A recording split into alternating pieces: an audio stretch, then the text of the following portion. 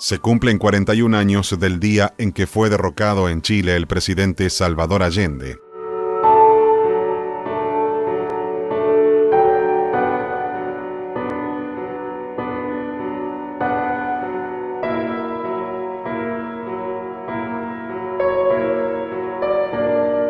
Un golpe de Estado dirigido por el general Augusto Pinochet derroca al gobierno constitucional del médico Salvador Allende, quien muere en la sede del poder gubernamental defendiendo la voluntad popular que lo había llevado a la presidencia el 4 de noviembre de 1970.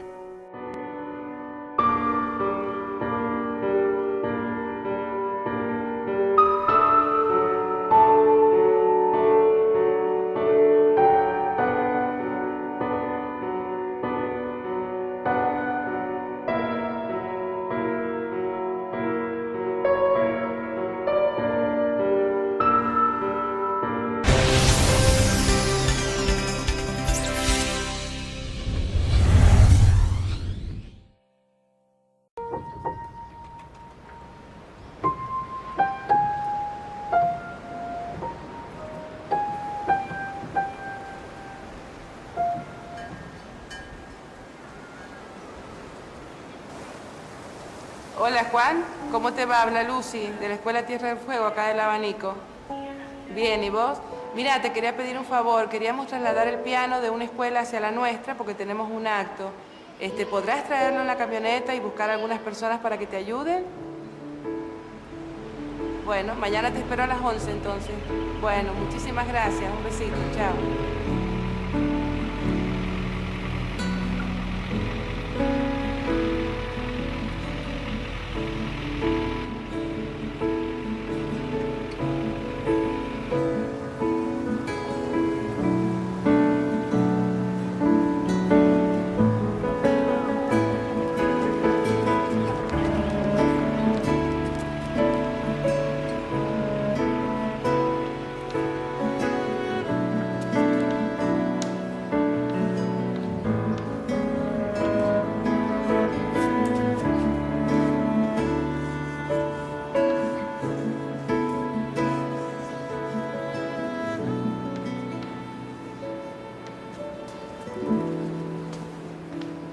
¿Cuántas veces hemos cantado en la escuela el himno a Sarmiento? Para el grande entre los grandes, padre del aula, Sarmiento inmortal. Pero Sarmiento, además de haber sido el padre del aula, fue un escritor destacado, un periodista perseguido, militar y presidente. Fue un político con opiniones terribles y polémicas. Y el pensador de un modelo de país que no ocurrió. Sarmiento fue un intelectual que encendió y sigue encendiendo numerosas controversias.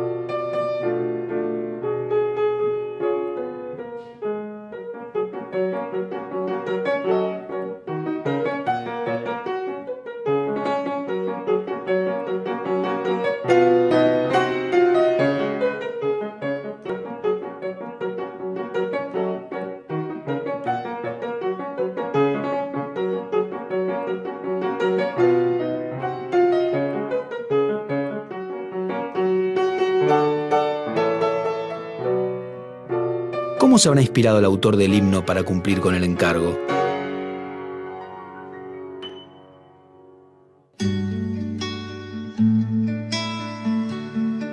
¿Cuánto conocería el músico catalán, que llegó a la Argentina en 1887, de la vida y la obra de Sarmiento?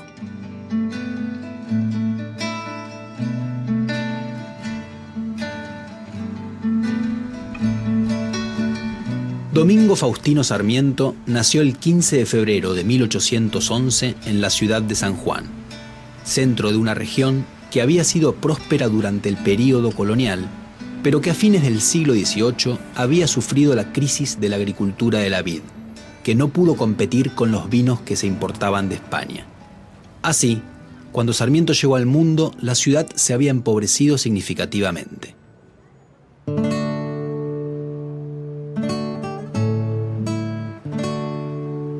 Su casa estaba ubicada en el Carrascal, que era en ese entonces uno de los barrios más humildes de San Juan.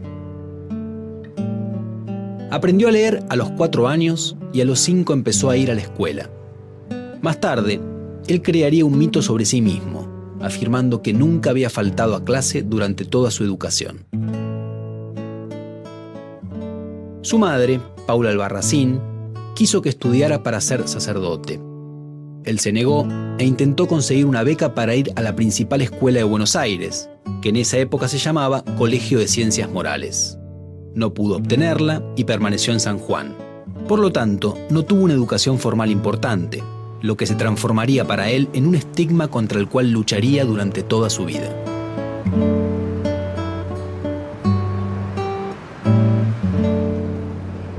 A los 16 años, Sarmiento empezó a participar en los conflictos militares interprovinciales.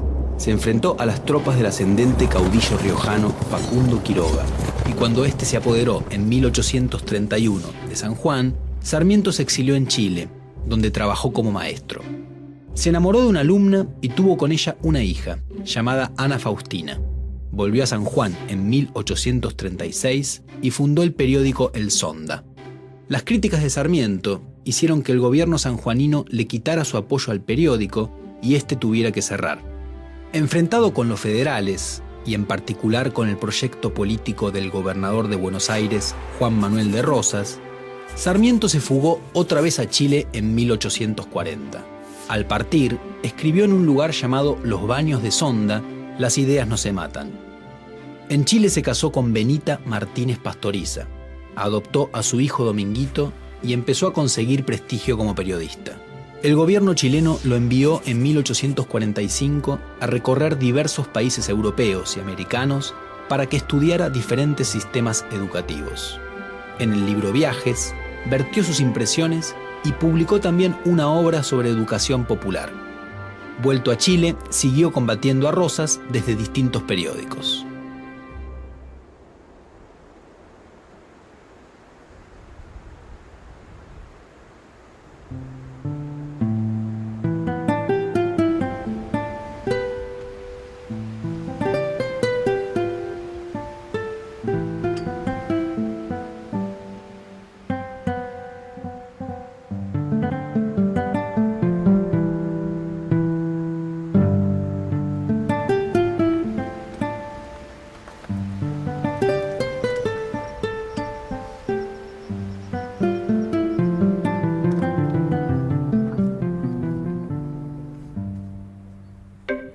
Cuando se organizó la Gran Alianza contra Rosas, Sarmiento se sumó a ella y estuvo en la Batalla de Caseros, que puso fin al régimen rosista en 1852. Sarmiento participó activamente en la agitada vida política de los años que siguieron a ese momento. En 1862 fue elegido gobernador de San Juan, pero renunció a los 2 años por diferencias con el gobierno nacional.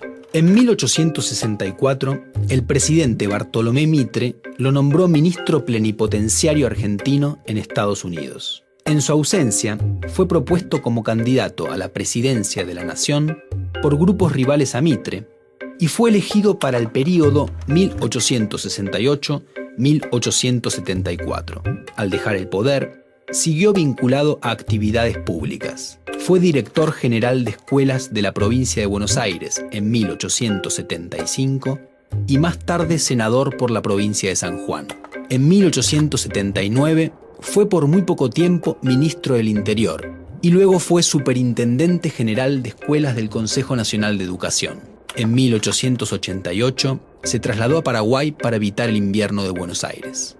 Murió allí el 11 de septiembre.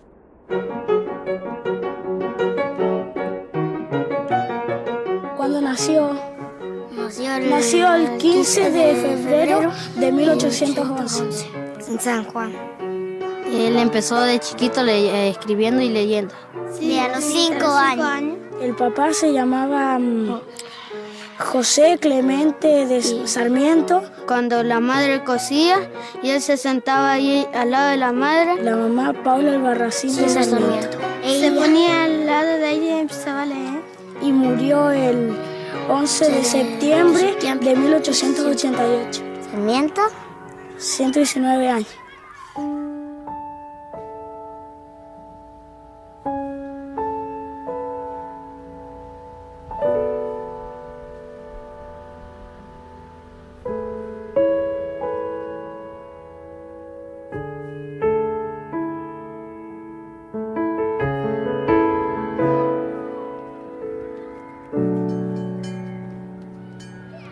¿Por qué decimos que Sarmiento luchaba con la pluma y la palabra? Peleaba en las luchas, No peleaba con armas, ¿no es cierto? ¿Cuál era el arma?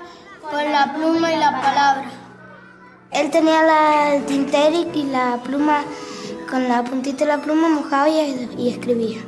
Perfecto. Y con ese tintero, esa tinta, iba escribiendo. Y así llegó a escribir un solo escrito o hacía muchos escritos. Hasta llegó a fundar ¿qué? A crear ¿qué? El diario El Sonda. Bueno, ahí él, con la pluma y la palabra, crea el diario. Sarmiento se distinguió como intelectual particularmente por la eficacia de su escritura, que produjo muchos efectos en la sociedad rioplatense y también americana. Si algo uno puede considerar sobre Sarmiento es su calidad como escritor y, por supuesto, esa escritura puesta al servicio de determinadas ideas políticas. Con el nombre de Generación del 37 se conoce a un grupo de jóvenes intelectuales que habían madurado su primera juventud, podríamos decir, en la década del 30 y que habían, a diferencia de sus mayores, habían propuesto realizar un programa de organización nacional que buscaba superar los antiguos conflictos que dividían a la sociedad entre unitarios y federales. El caso de Sarmiento, decía, es un tanto particular porque Sarmiento, a diferencia de otros miembros de la Generación del 37, no estudió en Buenos Aires y, de hecho, Buenos Aires recién la conoció en 1852. Una característica bien distintiva de este grupo es que se consideraban como aquellos predestinados a ser los guías de la nueva nación. Al principio de la década del 40, Sarmiento, al igual que buena parte de los emigrados, ya sean antiguos unitarios, antiguos federales opositores a Rosas o los jóvenes románticos, tienen expectativas de que el régimen de Rosas sea derrotado. El rosismo se les presenta como un fenómeno que parece destinado a durar y que hay que tratar de pensarlo, de procesarlo y ver cómo puede ser combatido.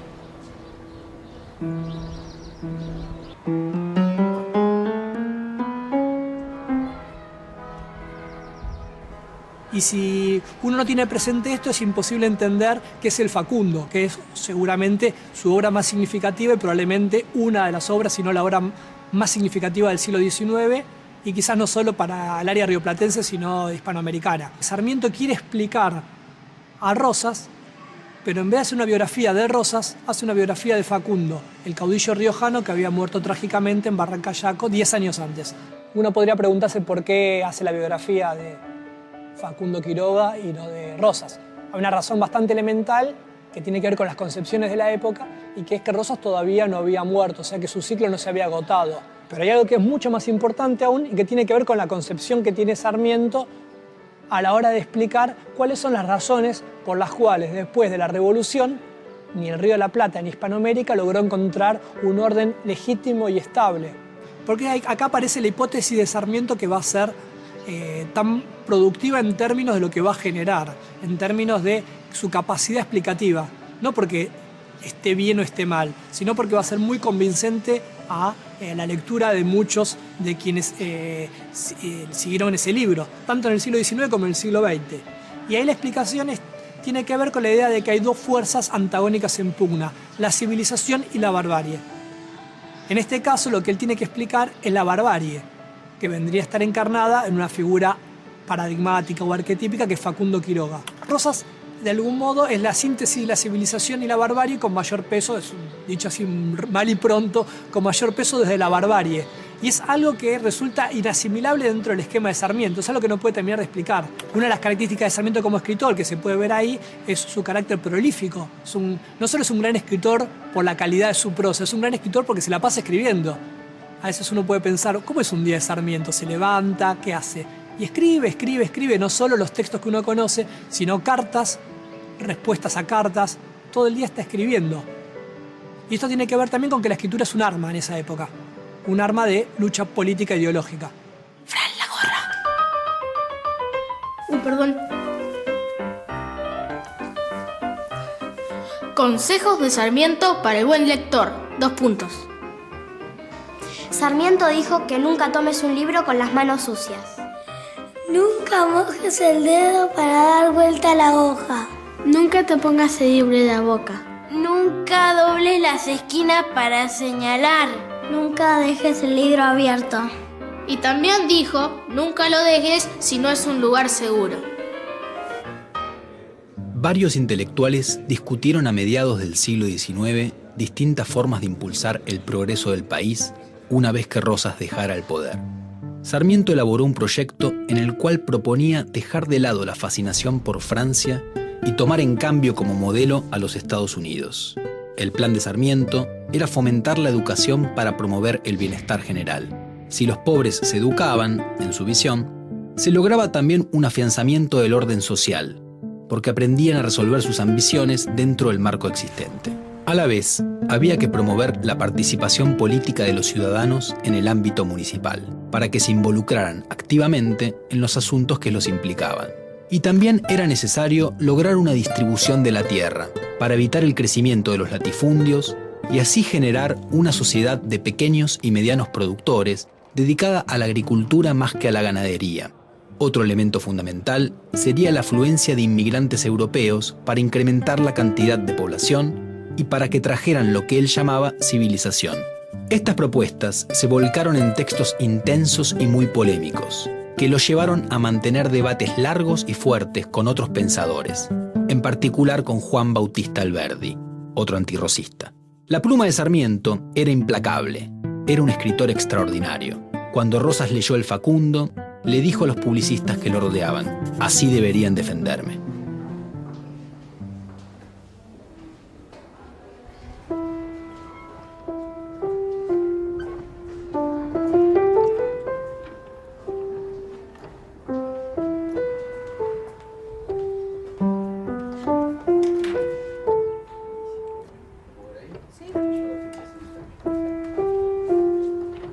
La actuación de Sarmiento dejó huellas en muchos lugares.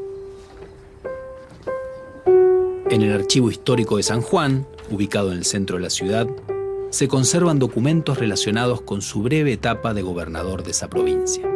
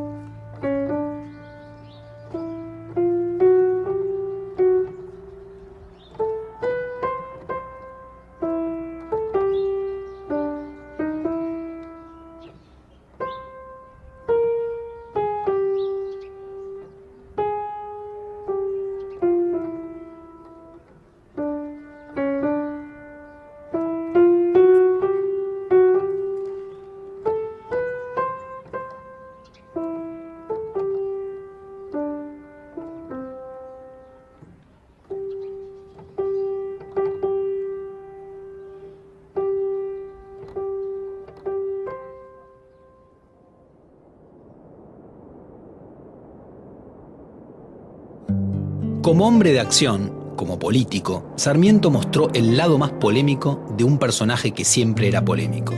Después de la caída de Rosas, adhirió a las políticas que llevaba adelante Buenos Aires. Decía que era provinciano en Buenos Aires y porteño en el interior. Cuando fue gobernador de San Juan, en 1862, se produjo en La Rioja el levantamiento del Chacho Peñalosa contra el Estado Nacional. Sarmiento dirigió en persona la lucha contra las montoneras del Chacho, quien fue vencido y muerto por el ejército. En ese conflicto, Sarmiento le escribió a Mitre una de sus frases más terribles, cuando le aconsejó que no trate de economizar sangre de gauchos. Este es un abono que es preciso hacer útil al país. La sangre es lo único que tienen de seres humanos esos salvajes. El desprecio por las clases populares criollas y también por los indígenas no era exclusivo de Sarmiento, era como pensaba la mayor parte de las élites de las distintas provincias argentinas. En cambio, tenían una mirada idealizada de los europeos. Sin embargo, en sus últimos años, Sarmiento se volcaría también contra los inmigrantes. «Qué chasco nos llevamos con la inmigración», escribió, lamentando que hubieran llegado a Argentina inmigrantes de lo que él consideraba los lugares más atrasados de Europa, como España y el sur de Italia.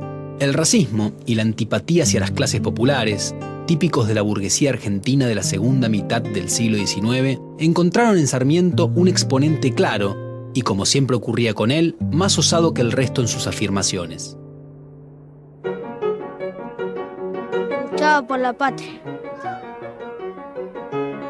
Que él luchaba.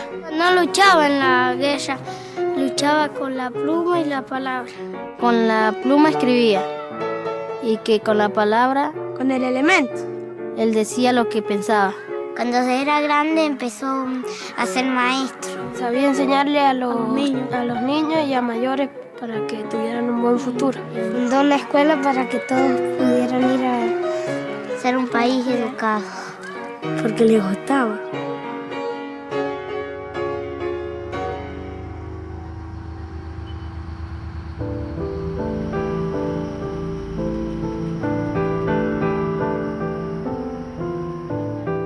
En el delta del Paraná se encuentra el Museo Casa Domingo Faustino Sarmiento.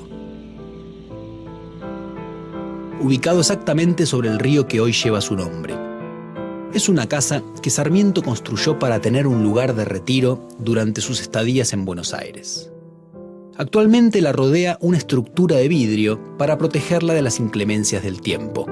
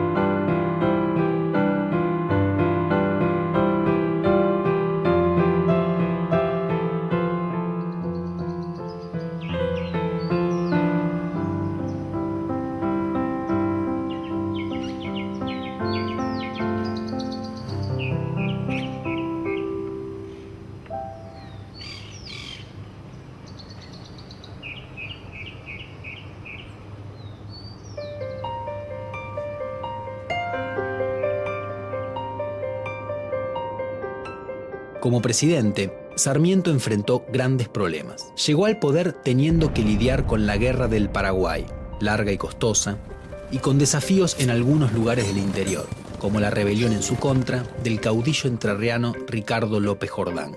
Dos italianos que luego dijeron haber sido contratados por este, intentaron matar a Sarmiento en agosto de 1873.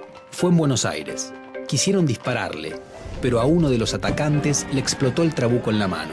El presidente no escuchó nada porque para ese momento se había vuelto casi totalmente sordo. A la vez, Sarmiento gobernó muy solo. No tenía un partido ni muchos apoyos en el Congreso. Esta debilidad hizo que muchos de los planes que había presentado años antes no fueran impulsados desde el gobierno. Por ejemplo, sus propuestas sobre la propiedad de la tierra no se aplicaron. Sí pudo dar impulso a otras cosas, como el alambrado de los campos, la realización del primer censo de población de la historia argentina, el aumento de las líneas de ferrocarril y el desarrollo del telégrafo. Fue presidente, Abogado, senador, abogado, escritor, maestro, lector, gobernador, gobernador, escritor, minero, presidente, Era el que creó la educación. Profesor. Maestro. Maestro. Estudiador.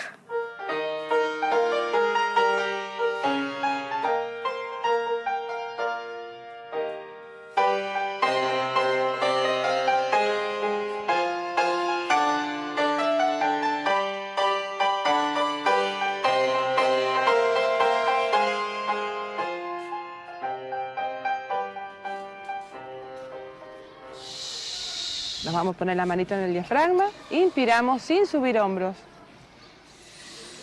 Despacito. Arriba, arriba, arriba, arriba, arriba, duro, duro. Aflojamos. Pap, pap, pap, pap, pap, pap, pap, pap, pap.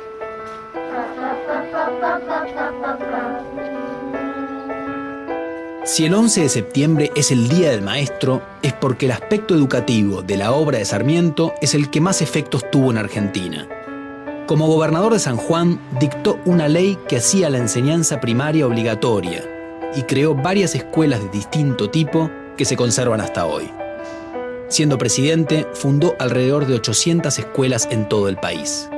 Creó la Academia de Ciencias, la Escuela Normal de Paraná, la Biblioteca Nacional de Maestros, el Liceo Naval y el Colegio Militar. Al término de su gobierno, los alumnos en escuelas primarias habían pasado de 30.000 a 100.000. Además, trajo maestras extranjeras para educar a las locales, escribió un método de lectura gradual y en 1881 fundó la importante revista educativa El Monitor de la Educación Común. Su aporte al desarrollo de la educación pública, laica y gratuita, más tarde consagrada en la Ley 1420, fue clave para el desarrollo argentino.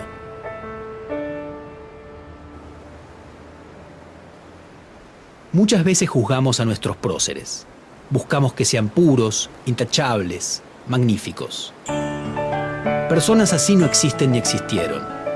Sarmiento despreciaba todo lo popular, de una manera que en la actualidad sería inaceptable, y ayudó a crear un orden que preservaba los intereses y el poder de las élites argentinas.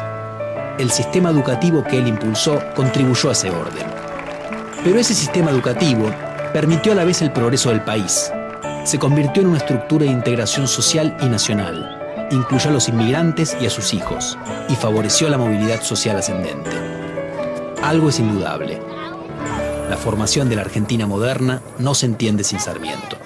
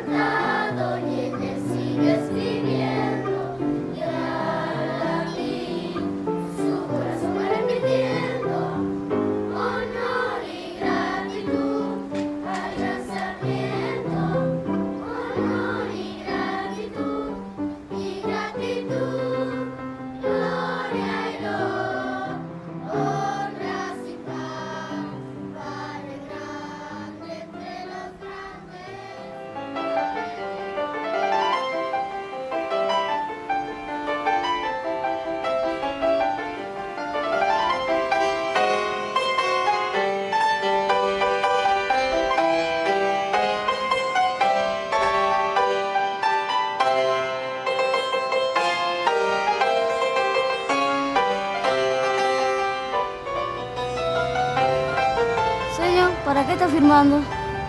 Canal Encuentro. Qué bueno, me encanta el Canal Encuentro.